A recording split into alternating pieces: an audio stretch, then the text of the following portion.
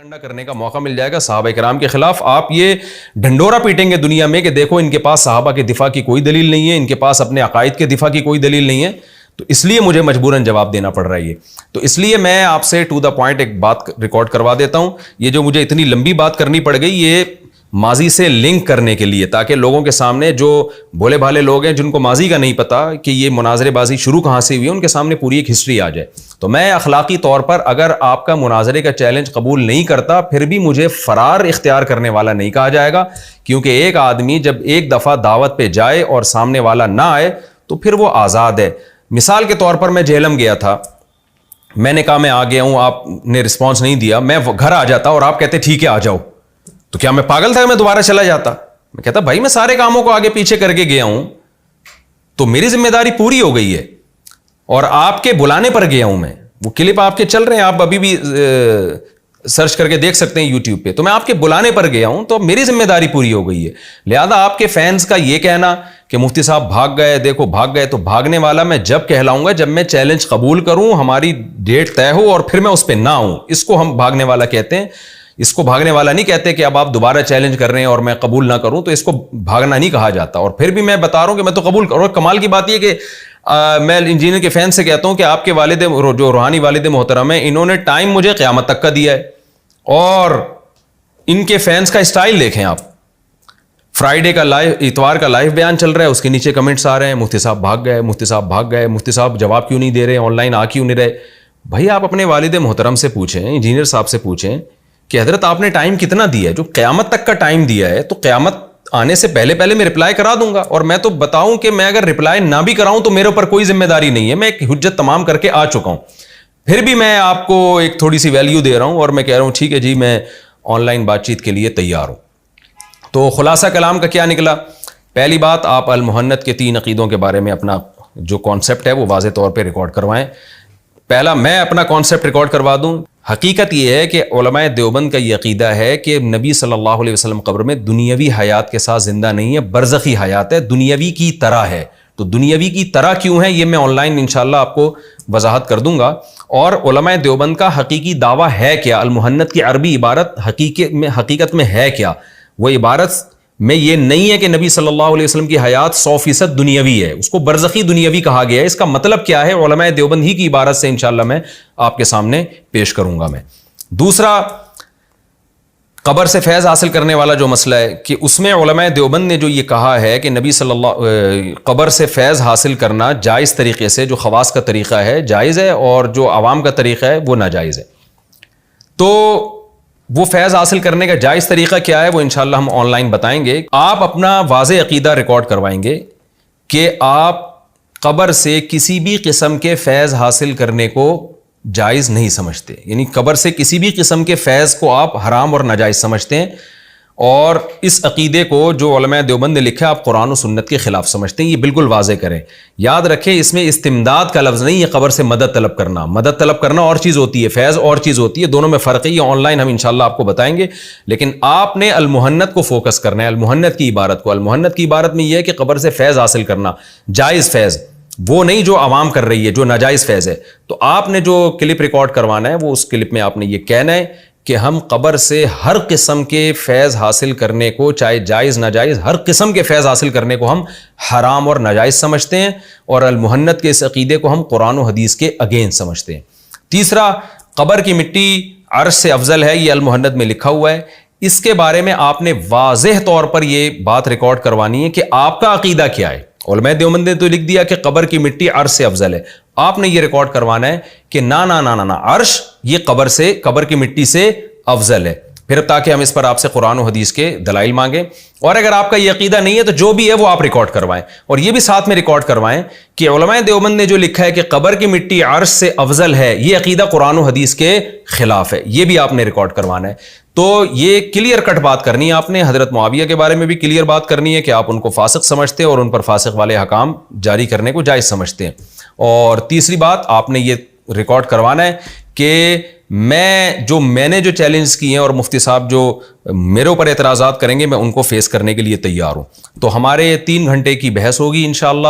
اس 3 گھنٹے کی بحث میں سب سے پہلے آپ کی شخصیت کو ایکسپوز کیا جائے گا دنیا کے سامنے, اور آپ کو اس پہ خوشی ہونی چاہیے کہ آپ کو آن لائن جواب دینے کا موقع مل رہا ہے. جہلم میں تو ہم نے آپ کو معاف کر دیا تھا, ہم آ گئے تھے ان شرطوں پہ, اور وہ ساری رفع الیدین تراوی اور وہ ساری چیزوں سے ہم ایک قسم کے دستبردار ہو گئے تھے.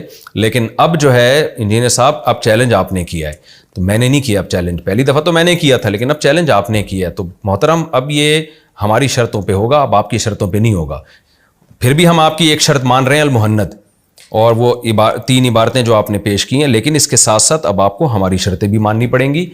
اور وہ شرط میں سب سے پہلی یہ کہ جو اس میں 3 گھنٹے ہماری بحث ہوگی نا, اس میں سب سے پہلے گھنٹے میں آپ کے دجل اور فریب کو دنیا کے سامنے ظاہر کروں گا.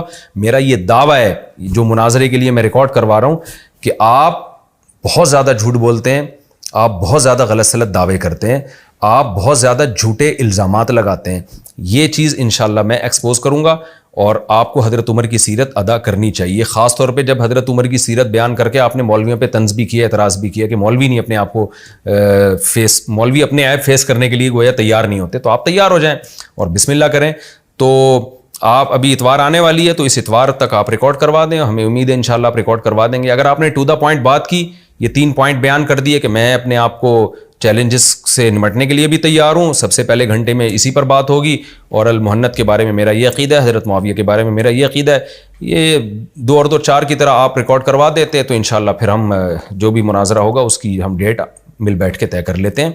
تو میرا خیال ہے یہ عقل مندوں کے لیے کافی ہے. لیکن اگر آپ نے پھر ایران توران شروع کر دیا دائیں بائیں, اس کا مطلب آپ نہیں چاہتے آن لائن بیٹھنا بھی, تو پھر نہ اپنا ٹائم ویسٹ کریں نہ میرا ٹائم ویسٹ کریں, اور یہ مناظرہ اور آپس میں بیٹھنے کے علاوہ کوئی اور بات کریں. اچھا, یہاں میں ایک بات بتاتا چلوں کہ انجینئر صاحب نے یہ بڑا اچھا کام کیا کہ یہ اجازت دے دی ہے کہ یہ آن لائن جو ڈیبیٹ ہوگی یہ کسی بھی چینل سے چلا سکتے ہیں, اور انہوں نے ہمیں پرمیشن دی ہے کہ ہمارے چینل سے بھی. تو میں بہت شکریہ ادا کرتا ہوں انجینئر صاحب کا کہ انہوں نے ہمیں اجازت دی. تو یہ جو آن لائن ہماری ڈیبیٹ ہوگی انشاءاللہ ہمارے چینل سے ہی چلے گی. یہ تو میں نے انجینئر صاحب کی خدمت میں چند باتیں پیش کی اور ان کے فینس کی خدمت میں. اب میں ذرا عوام کی خدمت میں بھی کچھ باتیں رکھنا چاہتا ہوں. بہت سارے لوگ جو عقل مند ہیں, پڑھے لکھے ہیں, سمجھدار ہیں, ان کے مجھے میسیجز آ رہے ہیں واٹس ایپ پہ بھی, اور ویسے بھی بات کر رہے ہیں, اور کمنٹس بھی میں پڑھ رہا ہوں کہ ان حالات میں جب ایک طرف سیلاب سے آدھا ملک ڈوبا ہوا ہے, لوگوں کے گھر تباہ ہو گئے, ملک کا دیوالیہ نکل رہا ہے, جو سیاسی حالات ہیں میڈیا پہ دیکھیں نا کیا تماشا مچا ہوا ہے. ان مشکل حالات میں لوگ مجھے کہہ رہے ہیں کہ آپ دونوں کو کیا سوجھی ہے کہ ایک دوسرے کو اب بھی مناظرے کے چیلنج کر رہے ہیں, اور جو ہے وہ یہ ڈرامے آپ لوگوں نے رچائے ہوئے ہیں. تو میں ان لوگوں کی خدمت میں عرض کرنا چاہتا ہوں کہ دیکھیں, جو ابتدا کرتا ہے نا ظالم وہ ہوتا ہے. ہم جہلم گئے تھے اس بحث کو ختم کرنے کے لیے, اس نیلی کی یہ بحث دوبارہ شروع. انجینئر علی مرزا صاحب کو شوق ہے, ہر تھوڑے دنوں کے بعد کوئی متنازع ٹاپک لے کے بیٹھ جاتے ہیں. اب ان کو کیا ضرورت تھی حضرت معاویہ اور حضرت مغیرہ بن شعبہ رضی اللہ عنہما کے خلاف یہ بولنے کی کہ میں اس دور میں ہوتا تو ان کے خلاف تلوار چلاتا میں. اور اس سے یہ ثابت کرنا چاہ رہے ہیں کہ جس کے خلاف تلوار چلانا جائز ہے, اس کے خلاف اس پہ تبرہ کرنا اور اس کے خلاف جو بکواسات یہ کرتے رہتے ہیں, جو الزامات لگاتے رہتے ہیں, وہ تو بطریقہ اولا جائز ہے. یعنی اس سے ان کا اصل مقصد یہ تھا, جب تلوار اٹھانا جائز ہے تو ان کے خلاف بولنا کیسے جائز نہیں ہے.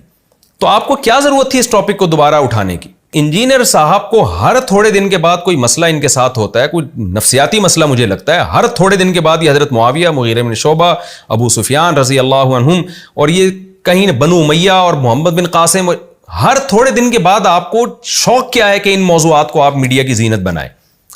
اگر آپ حضرت معاویہ کے خلاف, حضرت مغیرہ بن شعبہ کے خلاف وہ بیان نہ کرتے کہ میں ہوتا تو میں تلوار اٹھاتا اور یہ کر دیتا اور وہ کر دیتا, تو مجھے کیا ضرورت تھی آپ کے خلاف بیان دینے کی, اور پھر یہ آن لائن مناظروں کی نوبت نہ آتی.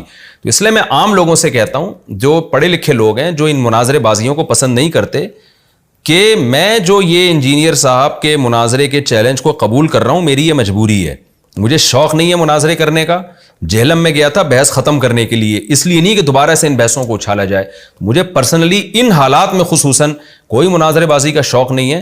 تو آپ انجینئر صاحب کو ذرا قابو میں کریں کہ وہ یہ چیزیں چھوڑ دیں, ایسے متنازع بیانات چھوڑ دیں, کوئی پازیٹیو وے میں کام کریں تاکہ امت کا کوئی بھلا ہو. مجھے ذاتی کوئی پرسنلی کوئی شوق نہیں ہے. خاص طور پہ میرا بھی انشاءاللہ بھی سفر بھی ہے سیلاب زدگان کی مدد کے لیے, اور بھی بہت ساری ہمارے دنیا میں غم ہے اس کے علاوہ بھی. تو انجینئر کے فینس کو چاہیے وہ اپنے روحانی والد محترم کو سمجھائیں کہ حضرت چھوڑ دیں یہ بیانات اور کوئی اور کام کریں, آپ کوئی اور کام کریں. تاکہ جو ہے نا یہ ملک میں جو انارکی پھیل رہی ہے اور آپ کے خلاف FIR بھی کٹ چکی ہے، تو یہ انارکی ملک میں نہ پھیلے. اس کے علاوہ بھی بہت سارے غم ہیں. بنو امیہ کو چھوڑ دیں. بنو امیہ نے پتہ نہیں آپ کے ساتھ کیا کیا ہے کہ وہ آپ کو بنو امیہ کو لے کے بیٹھ گئے ہیں. واللہ عالم، میں یعنی کیا آپ سے کہوں. دنیا میں ظالم حکمران بھی آئے ہیں، عادل بھی آئے ہیں. تو یہ ٹاپک کے علاوہ بھی دنیا میں بہت سارے غم ہیں. آپ چھوڑ دیں اس ٹاپک کو، کچھ اور کام کریں. آپ کوئی پازیٹیو وے میں کام کریں. ایتھیسٹ لوگ، ملحد لوگ تماشے دیکھتے ہیں، خوش ہوتے ہیں وہ ان چیزوں سے جو آپ کی حرکتیں. تو اس لیے یہ تو آپ نے مجھے مجبور کیا تو میں جواب دے رہا ہوں، کیونکہ میں اگر جواب نہیں دوں گا تو لوگ سمجھیں گے صحابہ کرام کا مسئلہ کمزور ہے اور ان لوگوں کے پاس دلائل نہیں ہے، تبھی یہ مناظرے سے بھاگ رہے ہیں. تو میں اس لیے آپ کو پازیٹیو رسپانس دے رہا ہوں کہ میں تیار ہوں، لیکن انشاءاللہ میں آپ کی بھی پول پٹیاں دنیا کے سامنے آن لائن کھولوں گا اور آپ اس کے لیے تیار رہیں. اللہ تعالیٰ سے دعا ہے کہ اللہ تعالیٰ ہمارے ملک کے حالات کو درست کرے اور شر پسندوں سے ہمارے ملک کی حفاظت کرے. تو آپ کا اگر ایک ہفتے تک پازیٹیو رپلائی نہیں آیا اس اسٹائل میں جو میں آپ سے کہہ رہا ہوں، تو اس کا مطلب میں سمجھوں گا کہ آپ اس کے لیے ایگری نہیں ہے. تو باقی لوگوں کو یہ اعتراض ہوتا ہے کہ پھر مفتی صاحب اس کے آن لائن جواب تو دینا. آپ یہ کہہ رہے ہیں حضرت امام ابو حنیفہ رحمہ اللہ تعالیٰ اگر اس دور میں ہوتے تو انہوں نے بھی تو یہ کہا ہے، اور عمار ابن یاسر والی حدیث کا کیا جواب ہے؟ تو بھائی یہ جوابات علماء، دیوبندی علماء بھی، بریلوی بھی، اہل حدیث بھی، یہ سارے اپنے معقول جوابات ریکارڈ کروا چکے ہیں. آپ یوٹیوب پہ سرچ کریں گے آپ کو مل جائیں گے. تو جو کام ہو چکا ہے مجھے اس کے کرنے کی کیا ضرورت ہے؟ پھر بھی میں فرصت ملی تو انشاءاللہ میں بھی ریکارڈ کروا دوں گا، لیکن یہ سارے ریکارڈ ہو چکے ہیں. ایک ایک بات کا علماء جواب دے چکے ہیں. علماء کیا، اب تو عام نوجوان اٹھ کے ان کی انجینئر صاحب کے پول پٹیاں کھول رہے ہیں اور ان کے دعووں کا جھوٹا ہونا ثابت کر رہے ہیں. تو آپ سرچ کریں گے تو آپ کو ملے گا نا. تو اس لیے آپ سرچ کریں گے، سب باتوں کے جوابات موجود ہیں. ایسا نہیں ہے کہ جوابات موجود نہیں ہے. آپ یوٹیوب پہ سرچ کریں، مجھے ٹائم ملا میں بھی ریکارڈ کروا دوں گا انشاءاللہ.